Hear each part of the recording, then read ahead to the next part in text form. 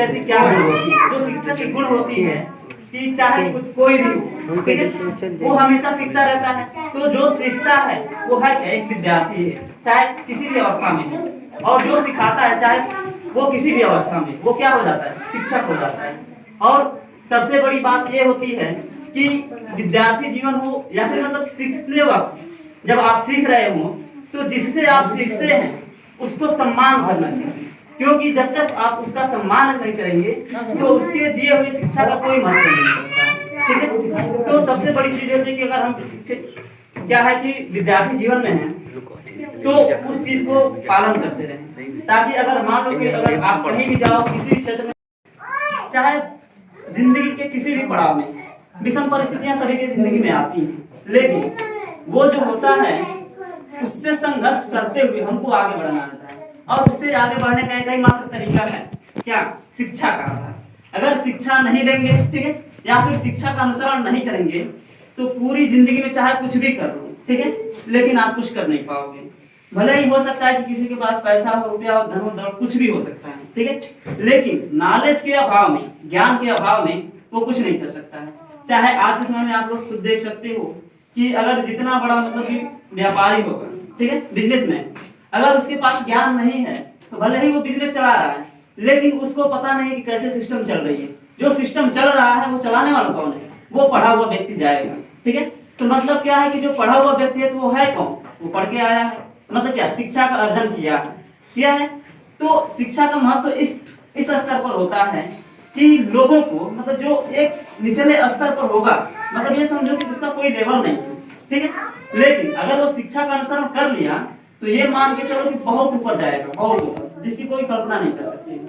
जैसे आज के समय में आप लोग खुद देख सकते हो कि बहुत ऐसे गरीब परिवार के शिक्षा जो विद्यार्थी आते हैं उनके पास इतनी क्षमता नहीं होती कि हम आगे अपने आप को प्रोग्रेस कर सकें, ठीक है, लेकिन प्रोग्रेस करने के लिए वो क्या करते हैं? संघर्ष करते हैं। और वो संघर्ष इस कदर करते हैं कि वो निचले स्तर से अपने ऊंचे स्तर पर चले जाते हैं।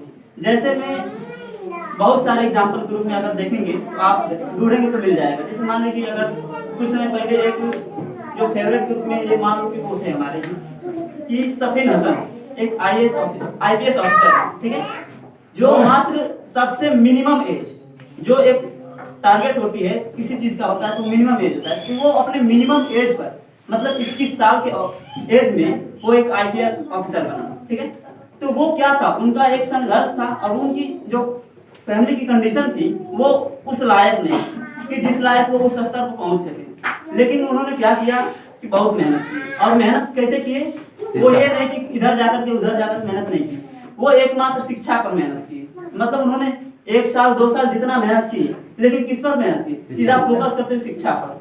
और उसने अपने उस शिक्षा के स्तर को इतना बढ़ाया कि सबसे यंग ऑफिसर के रूप में चुने गए, मतलब पूरे भारत में आईपीएस पोस्ट के रूप में सबसे यंग के रूप में चुने गए। तो उनका कंडीशन क्या थी? कंडीशन ये थी कि आज के समय में बहुत से ऐसे लोग हैं जिनके पास पैसा पर्याप्त है, हर एक सुविधाएं पर्याप्त है, लेकिन वो उस पोजीशन पर नहीं पहुंच सकते हैं, ठीक है।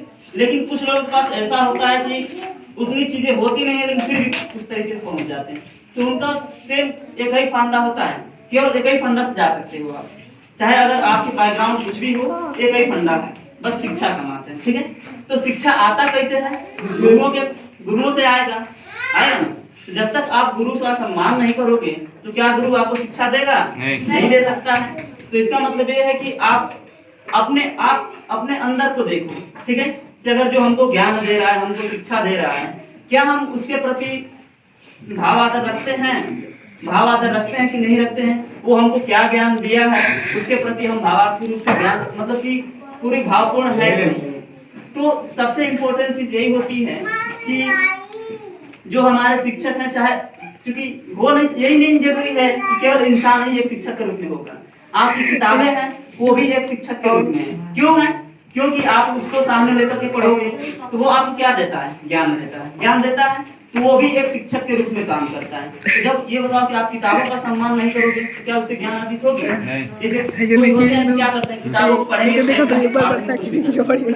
बाद में पता चलती है कि उसको ढूंढना है तो फिर वही चीजें भूल जाएंगे, फिर नहीं मिलेगी।